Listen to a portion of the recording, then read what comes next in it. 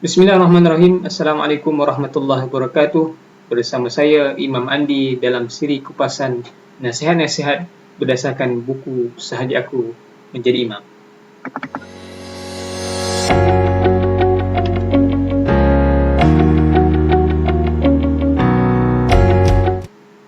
Bismillahirrahmanirrahim. Assalamualaikum warahmatullahi wabarakatuh. Apa khabar semua tuan-tuan, puan-puan, sidang penonton yang dirahmati Allah sekalian? Alhamdulillah, syukur kepada Allah Subhanahu Wa Taala pada hari ini 11 Ramadan Al-Mubarak 1441 Hijrah, kita masih lagi diberikan kesempatan oleh Allah Subhanahu Wa Taala untuk mengecapi nikmat yang sangat berharga, iaitu nikmat kehidupan. Nikmat untuk kita kembali bangun pada waktu pagi tadi, dan nikmat untuk kita kembali menghirup oksigen yang Allah pinjamkan kepada kita pada saat ini.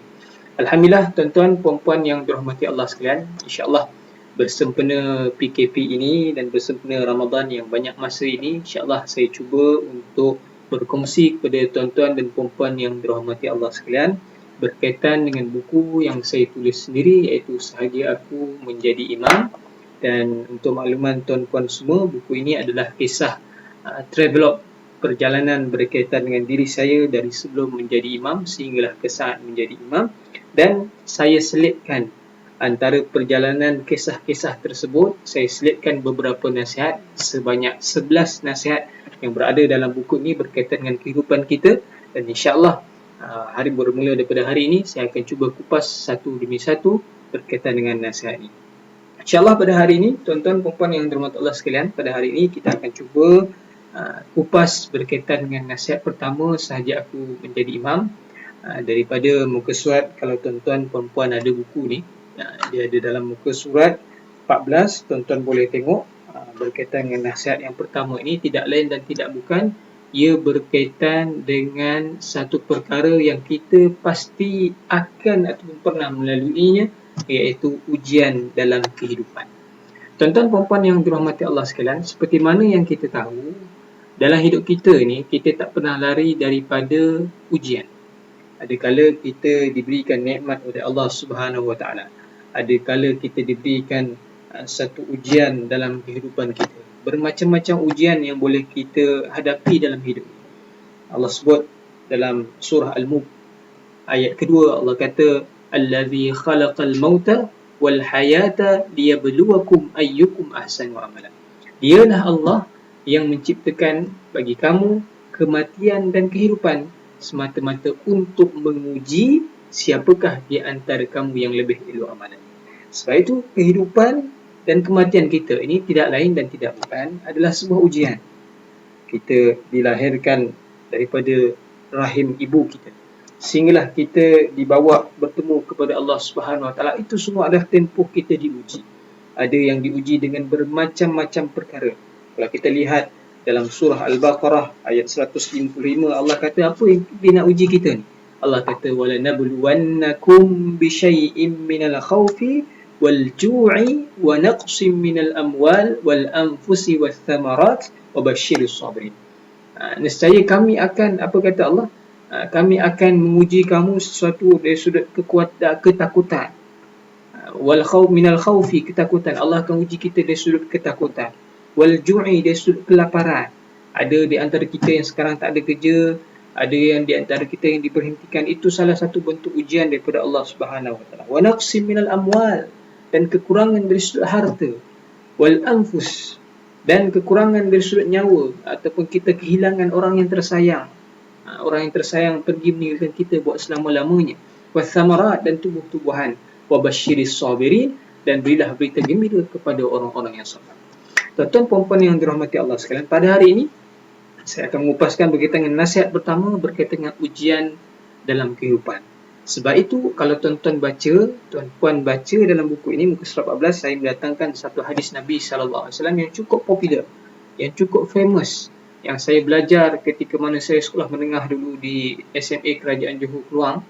Saya belajar hadis ini berkaitan dengan bagaimana kita nak melatih diri kita sabar ketika mana kita ditimpa ujian. Disebutkan dalam satu hadis Nabi SAW bahawa daripada Sayyidina Anas bin Malik radhiyallahu anhu, Rasulullah SAW pernah melewati seorang wanita yang menangis di sisi sebuah kubur. Lalu baginda berkata, bertakwalah kepada Allah dan bersabarlah. Ini kata Nabi SAW kepada perempuan tersebut yang sedang menangis di sebuah kubur. Lalu apa kata perempuan tersebut? Perempuan itu membalas, menjauhlah daripadaku, sesungguhnya engkau tidak merasai apa yang aku rasa. Ini satu ayat yang biasa kita ucap bila mana orang menasihati kita, tapi kita biasa kata, alah, kau bukan rasa apa yang aku rasa. Aku tuan punya badan yang rasa. Kau tak rasa apa yang aku rasa.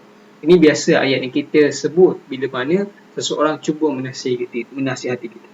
Kita teruskan lagi. Kemudian apa yang mengatakan padanya? Kemudian ada yang mengatakan padanya bahawa itu ialah Nabi SAW. Adalah ketika itu para sahabat tak ada TV, tak ada radio yang boleh menyebabkan mereka ni kenal kepada Nabi SAW. Jadi bila mana ada orang melihat perkara tersebut, dia kata kepada perempuan tersebut bahawa yang tegur kamu tadi adalah Nabi SAW. Maka wanita itu terus pergi ke rumah Nabi SAW. Dia tidak mendapati seorang pun yang menghalangi dia masuk rumah tersebut. Dan dia berkata, sesungguhnya aku belum mengenalmu. Lalu Nabi SAW membalas, sesungguhnya sabar itu adalah pada awal musibah. Inilah perkara yang kita nak cuba belajar bila mana kita ditimpa ujian. Tidak kira kita ditimpa ujian penyakit, wabak penyakit pada ketika ini, wabak COVID-19. Boleh kata lumpuh satu negara ataupun satu dunia lumpuh disebabkan wabak ini. Ini semua adalah ujian daripada Allah Subhanahu Wa Taala. Boleh jadi kita kehilangan keluarga yang tersayang, boleh jadi kita kehilangan pekerjaan, kita diuji oleh Allah Subhanahu Wa Taala. Tapi pada momen tersebut, pada waktu tersebut, perkara pertama yang kita perlu kita buat adalah kita kena sabar dengan ujian Allah Subhanahu Wa Taala. Sebab itu dalam ayat 156 surah Al-Baqarah, sambungan daripada beberapa bentuk ujian daripada Allah Subhanahu Wa Taala tadi, wala nabluwannakum bi syai'in minal khawfi wal ju'i wa naqsin minal amwali wal anfusi wath thamarat wa basyiris sabirin. Siapa dia orang yang sabar itu? Alladzina idza asabatuhum musibah, iaitu mereka-mereka yang bila mana ditimpa musibah kepada diri mereka itu, qalu inna lillah, berkatalah mereka itu, inna lillah, sesungguhnya kami ini datang daripada Allah, wa inna ilaihi raji'un, dan kepadanya juga kita dikembalikan.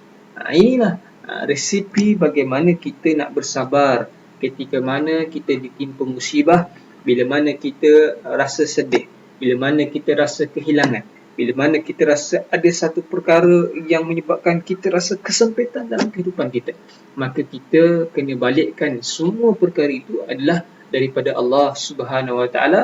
Kita kena yakin, pasakkan dalam hati kita, kata inna lillah, sesungguhnya kita ini datang daripada Allah, wa inna ilaihi raji'un, dan akan kembali kepadanya juga.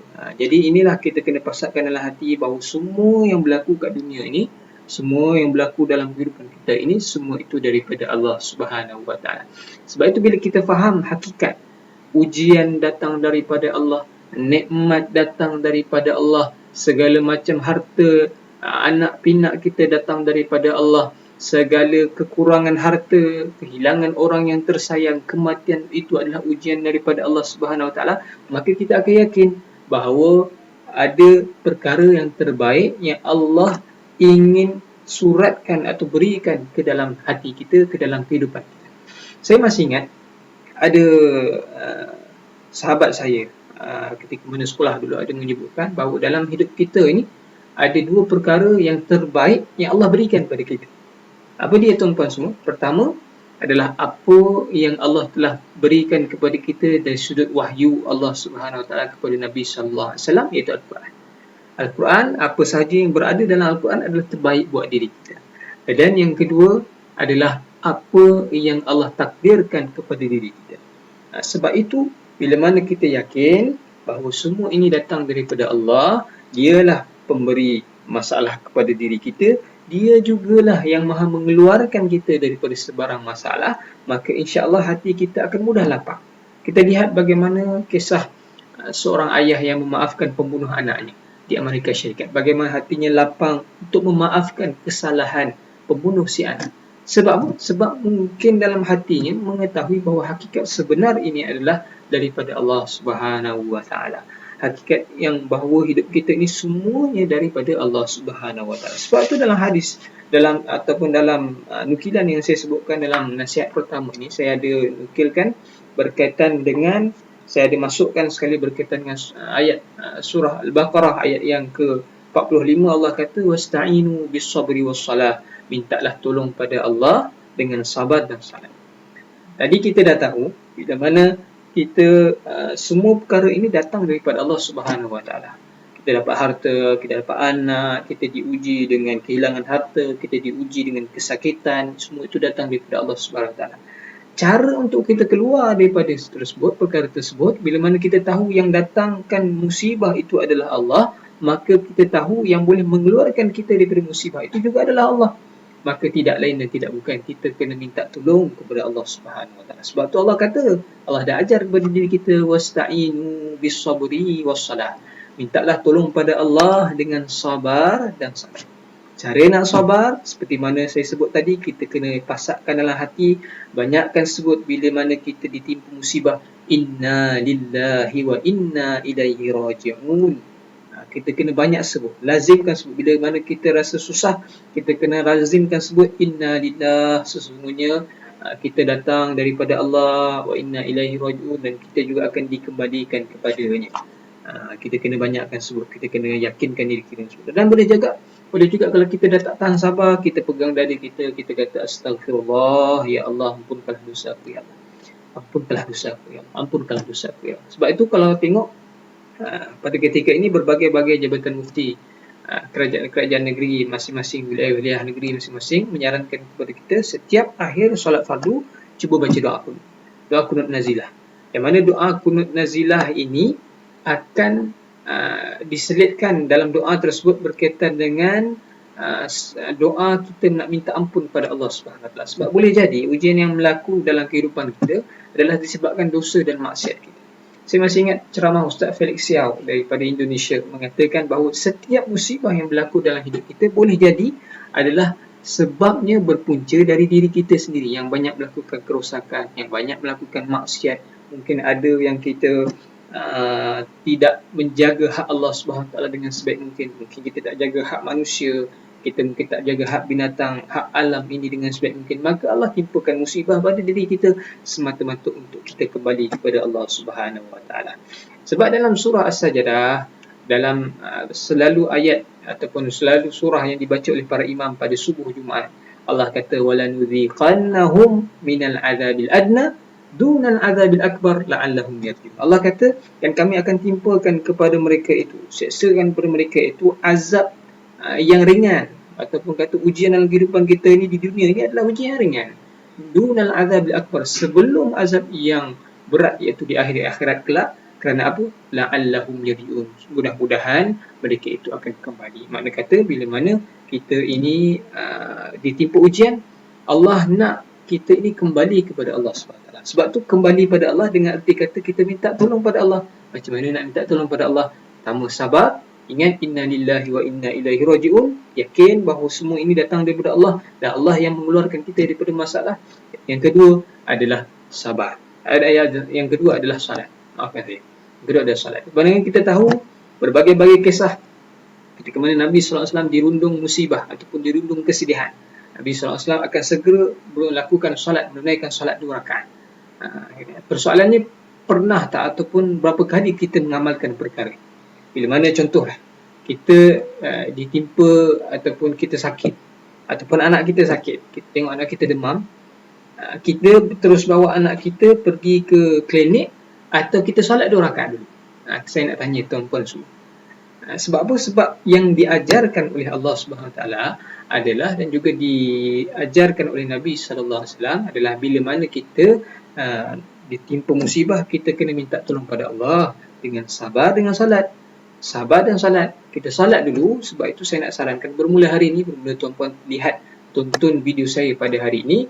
Tuan-puan, bila mana datangkan musibah, kehilangan orang yang tersayang, kehilangan harta benda, tak ada kerja, ataupun rasa sedih dengan berbagai-bagai rasa lapar, minta salat 2 rakaat. Banyak kisah-kisah riwayat para sahabat, para tabi'in, para tabi'in yang mana bila mana berlaku musibah dalam kehidupan mereka, ditahan, perompak, mereka akan minta untuk ditunaikan salat 2 rakaat dulu. Tapi tidak biasa dilakukan oleh kita. Sebab apa? Sebab kita tidak faham konsep meminta pertolongan kepada Allah SWT. Sebab itu bermula hari ini, bila mana kita ditimpa musibah, tidak lain dan tidak bukan, kita kena sabar dan kita kena salat. Juga dalam buku ini, saya ada nukilkan berkaitan dengan sebuah buku, Cerita dari Langit. Sebuah buku, kalau tuan-puan tengok ni, sebuah buku Cerita dari Langit karangan Ustaz Ibn Rijal. Saya suka buku ni. Sebab apa? Sebab buku ni adalah menerangkan berkaitan dengan perjalanan Nabi SAW ketika mana Nabi di rundung kesedihan yang melampau. Apa berlaku sebelum Isra Mi'raj? Nabi SAW kehilangan Abu Talib, pakcik Nabi SAW yang banyak mendukung beliau, dakwah beliau ketika itu. Nabi SAW kehilangan isteri tersayang, Sayyidatina Khadijah radhiyallahu anha. Dan juga bila mana meninggalnya kedua-dua insan ini, para musyrikin Quraisy ketika itu mula galak untuk menentang Nabi SAW. Bayangkan kita sudahlah kehilangan orang tersayang, tiba-tiba ramai orang tak suka kita pada saat yang sama.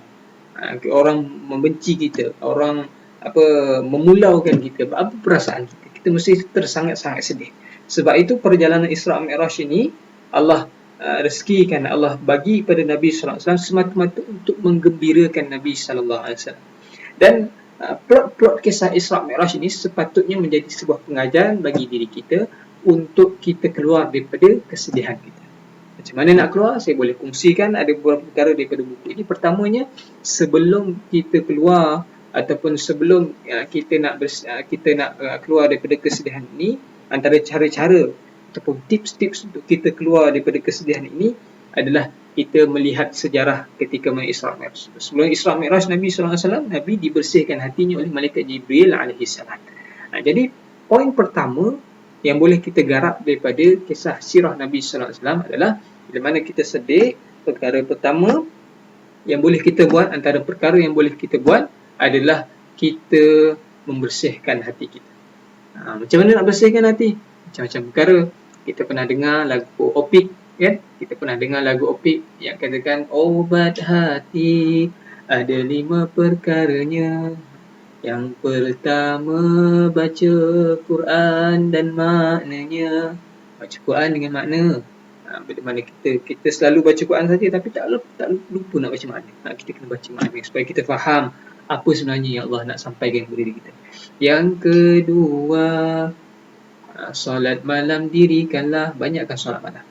Banyakkan solat. Bila mana solat malam, kena banyakkan. Kita kena rajin cuba untuk solat malam, bangun solat malam. Yang ketiga, berkumpullah dengan orang soleh. Kena biasakan berkumpul dengan orang-orang soleh. Kena biasakan berkumpul dengan alim ulama, rakan-rakan kita yang baik-baik, yang jaga akhlaknya, yang baik akhlaknya. Kita kena biasa berkumpul dengan mereka. Yang keempat, perbanyakkan berpuasa. Sekarang ni kita tengah puasa. Ini dah satu momen yang terbaik untuk kita memperbaiki diri kita. Yang kelima, zikir malam berpanjanglah. Kena banyakkan zikir malam. Istighfar, kata inna lillahi wa inna ilaihi raji'un. Kita yakin semua datang daripada Allah dan kita akan kembali kepada Dia. Jadi ini antara perkara-perkara yang boleh kita buat untuk membersihkan hati kita. Kedua, antara kisah yang boleh kita ambil iktibar, Nabi SAW diperjalankan daripada Nabi SAW diperjalankan daripada Makkatul Mukarramah kepada Baitul Muqaddis. Kemudian daripada Baitul Muqaddis diangkat ke Sidratul Muntaha. Ini bermakna antara tips kedua untuk kita keluar daripada kesedihan adalah kita kena keluar daripada kawasan rumah kita. Tapi waktu PKP ni kita elakkanlah keluar daripada kawasan rumah kita. Tapi ini saya cerita bila mana keadaan berlaku kita biasa. Bila mana kita sedih, kita jangan duduk rumah, kita kena keluar daripada rumah kita. Kita kena lihat dunia ini, saya ingat lagi waktu saya sedih tidak ditauliahkan sebagai Lieutenant Muda Palapis Pasukan Latihan Pegawai Simpanan ketika itu. Saya bawa diri saya ke bumi Indonesia. Yang mana saya ada ceritakan juga dalam buku ni, buku Saja Aku Menjadi Imam ini. Saya bawa diri saya ke Indonesia, yang mana bila saya ke Indonesia, saya pulang dengan hati yang fresh, pulang dengan hati yang lega dengan situasi yang menghadapi diri saya pada ketika ini. Jadi mudah-mudahan bila mana tuan-puan habis PKP nanti andai kata ada kesedihan, tuan-puan kena keluar dari rumah. Sekarang pun boleh keluar kan, boleh keluar tapi keluar beli barang je lah, buat perkara-perkara yang penting. Belilah barang, atau kalau biasa hanya suami saja beli barang, minta izin pada suami untuk keluar, kita pula beli barang, isteri pula beli barang atau sebagainya. Jadi itu antara tips kedua daripada peristiwa Isra' Mi'raj. Dan tips ketiga adalah berlakunya sesi soal jawab antara Nabi sallallahu alaihi wasallam dengan malaikat Jibril alaihi salam. Bila mana berlaku soal jawab ini, maknanya berlaku proses pembelajaran Nabi sallallahu alaihi wasallam dengan malaikat Jibril alaihi salam. Jadi makna kata apa dia? Makna kata prinsip ataupun antara tips yang boleh kita bawa bila mana kita nak keluar daripada kesedihan, kita kena lazimkan diri dengan majlis-majlis ilmu, kena banyakkan belajar. Sebab tu dalam tempoh PKP, kalau tak dapat pergi ke masjid, pergi ke surau, kena banyak buka YouTube, buka Facebook Live para asatizah kita yang mengajar tentang berbagai-bagai perkara. Kita kena isi hati kita dengan perkara yang baru, supaya Allah SWT akan melupakan kita dengan kesedihan yang berlaku dalam kehidupan kita. Jadi insyaAllah cukup saja, sekadar itu saja perkongsian saya berkaitan dengan nasihat pertama imam ini. Nasihat imam yang pertama ini berkaitan dengan ujian. Mudah-mudahan kita kena cuba sabar, cuba banyakkan salat, cuba untuk melakukan perkara-perkara yang terbaik yang boleh kita keluarkan diri kita daripada terlalu memikirkan kesedihan dalam hidup kita. InsyaAllah bertemu kita pada masa yang akan datang dalam siri nasihat imam yang kedua, untuk kita kupaskan pada masa akan datang. Wabillahi taufiq wal hidayah. Wassalamualaikum warahmatullahi wabarakatuh.